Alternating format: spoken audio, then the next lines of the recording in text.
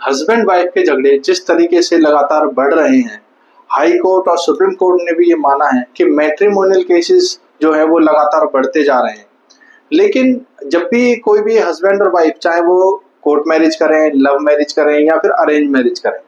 इन सभी चीजों में एक जब भी महिला जो होती है, महिला को स्पेशली अधिकार मिलते हैं। इससे पिछली जो मैंने वीडियो बनाई थी उसमें मैंने ऐसे ही 10 अधिकारों के बारे में बात की थी कि जब कोई लड़की शादी करके अपने ससुराल में आती है तो उसको 10 अधिकार जो मिलते हैं, जो कानून के द्वारा जो प्रोविजंस हैं, जो लॉ हैं, वो अधिकार एक महिला को प्राप्त होते हैं। और उन्हीं अधिकारों का उपयोग करके जो महिला है वो ससुराल में अपना अच्छे से जीवन बिता सकती है। लेकिन अक्सर ये देखा गया है कि बहुत सारी जो महिलाएं हैं वो इन अधिकारों का दुरुपयोग कर रही हैं, मिसयूज कर रही हैं। जब भी हस्बैंड और वाइफ के बीच में कोई झगड़ा होता है, कोई डिस्प्यूट होता है, तो तुरंत ही जो वाइफ है वो उन अधिकारों का उपयोग करती है और हस्बैंड के खिलाफ केस फाइल कर देती है। मेंटेनेंस का हो सकता है, डीवी एक्ट का हो सकता है, डॉरी का हो सकता है, और भी जो पुलिस में जो कंप्लेंट करते हैं दहेज का हो सकता है। तो इन सभी चक्करों में हस्बैंड जो है वो फंस कर रह जाता है। अब हस्बैंड को ये पता नहीं होता कि भाई अब मैं क्या करूं, मेरे पास ऐसे कौन से अधिकार हैं जिनका मैं उपयोग कर सकता हूं, या फिर मेरी वाइफ ने जो केसेस मेरे ऊपर डाले हैं उन केसेस से मैं कैसे छुटकारा पाऊं, कैसे निपटाऊं, उन केसेस को सेटलमेंट करूं, एलमनी दूं, या फिर कोई और तरीका है ऐसा। तो हस्बैंड जो है वो हमेशा यही सोचता रहता है कि भाई अब मैं क्या कर सकता हूँ। इस वीडियो में हम उन्हीं टॉपिक्स के ऊपर बात करेंगे कि जब एक लड़के की शादी होती है और शादी के बाद जब वो एक पुरुष बनता है, एक पति बनता है, तो उसको कानून के द्वारा कौन कौन से अधिकार दिए जाते हैं। कुछ ऐसे अधिकार हैं जो स्पेशली पुरुष को दिए गए हैं। अगर वो जब भी लड़का शादी करता है और एक पति बनता है तो पति के तौर पर उसको भी कुछ अधिकार दिए गए हैं। कानून में ऐसे बहुत सारे लॉ हैं। तो आज इस वीडियो में उन्हीं लॉ के ऊपर टॉपिक पर डिस्कस करेंगे कि एक लड़के को जब वो पति बनता है तो उसको कौन कौन से अधिकार, कौन कौन से लॉ में जो नियम दिए गए हैं वो सभी उसको मिलते हैं। तो अभी तक आपने हमारे चैनल को सब्सक्राइब नहीं किया है तो चैनल को सब्सक्राइब कर लीजिए, बेल आइकन दबाना ना भूलें, क्योंकि जो लेटेस्ट वीडियोस हैं वो टाइमली आपको मिलती रहें। तो स्टार्ट करते हैं वीडियो को।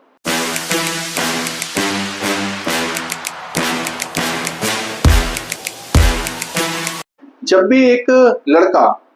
शादी करता है और एक पति बनता है तो जैसे ही वो पति बनता है तो उसको कानून में कुछ ऐसे लॉ हैं जो उसको ये राइट्स देते हैं कि वो अपना बचाव कर सकता है या अपना जो शादीशुदा जिंदगी है उसको अच्छे से जी सकता है। तो आज इस वीडियो में हम उन्हीं अधिकारों के बारे में बात करेंगे। सबसे पहला अधिकार है BNSS का सेक्शन 144/4, यानी कि जब भी BNS से पहले जो सेक्शन था CRPC का सेक्शन 125 का सेक्शन 4, और ऐसे ही जब ये BNS लागू हुआ, BNS के सेक्शन 144/4 ये स्पेशली पुरुष को ये अधिकार देता है कि जब भी कोई डिस्प्यूट आपस में होता है और वाइफ जो है वो केस फाइल करती है, तो उन केसेस से बचने के लिए अगर कोई वाइफ ने मेंटेनेंस का केस फाइल कर दिया लाइक दैट, तो हस्बैंड किस ग्राउंड पर अपना बचाव कर सकता है। अगर कोई महिला एडल्ट्री में रह रही है, यानी कि उसके किसी अदर पुरुष के साथ संबंध है और आपके पास प्रॉपर सबूत है कि जो मेरी वाइफ थी वो किसी अदर पुरुष के साथ उसके फिजिकल रिलेशनशिप थे, तो ऐसी कंडीशन में आपको मेंटेनेंस, एलमनी या किसी भी तरीके का कोई खर्चा देने की जरूरत नहीं है। उसके बाद ऑप्शन है कि अगर आपकी वाइफ अपनी मर्जी से आपका घर छोड़कर अपने मायके में रह रही है या फिर अलग रह रही है, तो भी आपको मेंटेनेंस, एलमनी और ये सब चीज देने की जरूरत नहीं है। तीसरा पॉइंट है कि अगर आप और आपकी वाइफ, यानी कि हस्बैंड और वाइफ दोनों म्यूचुअल कंसेंट से आपस में सेपरेशन में रह रहे हैं, तो ऐसी सिचुएशन में भी हस्बैंड को ये राइट है कि वो अपनी वाइफ को कोई भी एलमनी, कोई भी एक्सपेंस, कोई भी मेंटेनेंस, ये सब चीजें ना दे। बहुत सारे ऐसे लॉ हैं या बहुत सारी ऐसी जजमेंट हैं जिसमें स्पेशली कहा गया है कि अगर वाइफ एडल्ट्री में है, अपनी मर्जी से अलग रह रही है, या फिर हस्बैंड और वाइफ दोनों ही मर्जी से अलग अलग, म्यूचुअल कंसेंट से अलग रह रहे हैं, तो ऐसी सभी सिचुएशंस के अंदर हस्बैंड को पास ये राइट है कि वो अपनी वाइफ को ना एलमनी दे, ना वो मेंटेनेंस दे, ना फिर कोई कोर्ट केस लड़ने का कोई भी तरीका एक्सपेंस वो अपनी वाइफ को दे सकता है। तो ये स्पेशली अधिकार पुरुष को दिए गए हैं जिनका वो उपयोग कर सकता है अगर उनकी वाइफ मेंटेनेंस का केस फाइल करती है।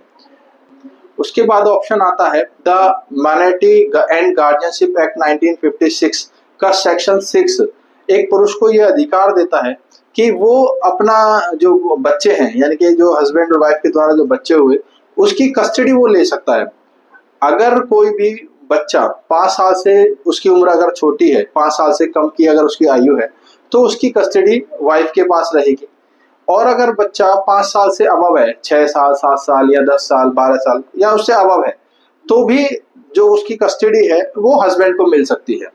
सेक्शन 6 पुरुष को ये अधिकार देता है कि भाई अगर बच्चा 5 साल से नीचे है तो डिपेंडेंट है अपनी माँ के ऊपर, इसीलिए उसकी कस्टडी माँ को मिलेगी। लेकिन अगर 5 साल से अबव बच्चे की आयु है, एज है, तो उसकी कस्टडी पिता लेने का हकदार है, क्योंकि father is the first natural guardian.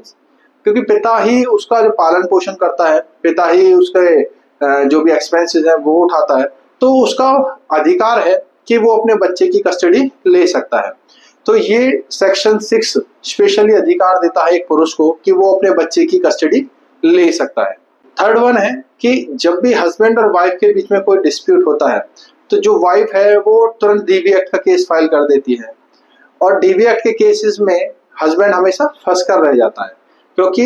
Husband को ये पता नहीं होता कि मैं भी डीवी एक्ट का केस फाइल कर सकता हूँ, जबकि ज्यादातर चांसेस होते हैं कि जो वाइफ है वही डीवी एक्ट का केस फाइल करती है। लेकिन हस्बैंड भी डीवी एक्ट का केस फाइल कर सकता है अपनी मदर के द्वारा, उसमें वो सेकंड रेस्पोंडेंट बन सकता है। क्योंकि जो डीवी एक्ट का केस है, अगर बहू ने अपनी सास के ऊपर अत्याचार करे हैं तो वो भी केस फाइल कर सकती है और उसमें सेकंड रेस्पोंडेंट आपका हस्बैंड बन सकता है। तो हस्बैंड जब भी या वाइफ जब भी केस फाइल करती है डीवी एक्ट का, तो हस्बैंड के पास ये अधिकार होता है कि सेक्शन 21 की एप्लीकेशन लगाकर वो बच्चे की टेम्परेरी कस्टडी ले सकता है। अगर बच्चे की उम्र 5 साल से नीचे है तो वो वाइफ के पास ही रहेगा, लेकिन 5 साल से अबव है तो उसकी कस्टडी टेम्परेरी बेसिस पर वो हस्बैंड ले सकता है। Temporary basis in the sense कि जब भी हस्बैंड को ही सारा अगर एक्सपेंस उठाना है बच्चे का, बच्चे की मदर का, क्योंकि अक्सर ये देखा गया है कि वाइफ जब भी केस फाइल करती है तो वो यही बताती है कि भाई मेरे को बच्चे का भरण पोषण करना है, तो इसलिए मेरे को मेंटेनेंस चाहिए, मेरे को एलमनी चाहिए, या फिर मेरे को जो रूटीन के जो एक्सपेंसेस हैं उनके लिए मेरे को पैसा चाहिए, और वो पैसा वो हस्बैंड से चाहिए होता है। तो हस्बैंड हमेशा यही कहता है कि भाई जब सारा पैसा मेरे को ही देना है,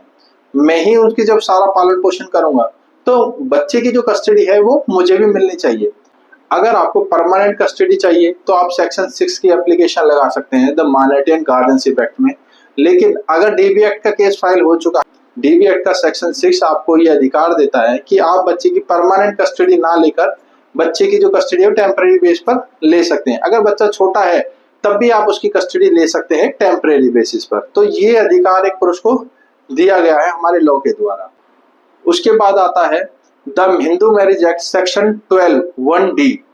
ये स्पेशली पुरुष को ये अधिकार देता है, अगर शादी के दौरान अगर महिला जो है वो प्रेग्नेंट है, यानी कि वो जो जब शादी हुई थी at the time of marriage के टाइम पर भी अगर आपकी वाइफ प्रेग्नेंट है, यानी कि वो बच्चा किसी और का है, तो ऐसी कंडीशन में आप उस मैरिज को वॉइड करा सकते हैं। जैसे कि फॉर एग्जांपल आपकी शादी हुई और शादी होने के बाद जो रूटीन चेकअप होते हैं, रूटीन चेकअप आप गए और रूटीन चेकअप में आपको ये पता चला कि हमारी शादी का जो टाइम पीरियड है वो 3 महीने है या 2 महीने है, और जो वाइफ है वो 5 महीने या 6 महीने की प्रेग्नेंट है। तो ऐसी सिचुएशन में आप उन डॉक्यूमेंट्स को प्रॉपर अपने पास रखिए और कोर्ट के द्वारा आप अपनी शादी को, आप अपनी मैरिज को वॉइड करा सकते हैं। क्योंकि कानून में स्पेशली अधिकार दिया गया है एक पुरुष को हिंदू मैरिज एक्ट के अंदर कि वो अगर शादी से पहले कोई भी महिला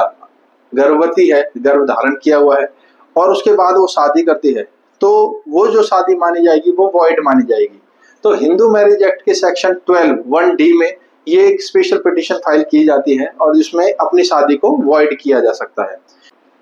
तो पुरुष के पास ये अधिकार है कि अगर आपकी वाइफ शादी at the time of marriage में, मैरिज के टाइम पर अगर वो प्रेग्नेंट है और आपने उससे शादी कर ली है, तो फिर आप उस मैरिज को वॉइड करा सकते हैं, क्योंकि वो बच्चा आपका नहीं है, वो किसी और का बच्चा है, यानी कि जहां उसका अफेयर था। तो ऐसी सिचुएशन अगर है तो आपको पास ये स्पेशल अधिकार है कि हिंदू मैरिज एक्ट के सेक्शन 12(1)(d) में आप एक एप्लीकेशन डालिए और आप अपनी शादी को वॉइड करा दीजिए। इसके बाद बात करते हैं हिंदू मैरिज एक्ट का सेक्शन 21(b). ये पुरुष को अधिकार देता है कि अगर महिला ने आपके ऊपर केस फाइल किया हुआ है तो आप उस केस को टाइम बाउंड करा सकते हैं। अक्सर ये देखा गया है कि जब भी महिला केस फाइल कर देती है या पति केस फाइल कर देता है तो सालों साल केस चलते हैं। लेकिन 21B हिंदू मैरिज एक्ट के अंदर ये स्पेशल अधिकार दिया गया है पुरुष को कि अगर कोई भी इस तरीके का केसेस है तो वो हाई कोर्ट के द्वारा उस केस को टाइम बाउंड करा सकता है, जैसे 6 महीने का टाइम बाउंड, जिसमें आपका केस जल्दी से जल्दी फारिग हो सकता है, खत्म हो सकता है। अगर आपके पास प्रॉपर एविडेंस है तो आप तुरंत अपने एविडेंस दे सकते हो और केस को जल्दी से जल्दी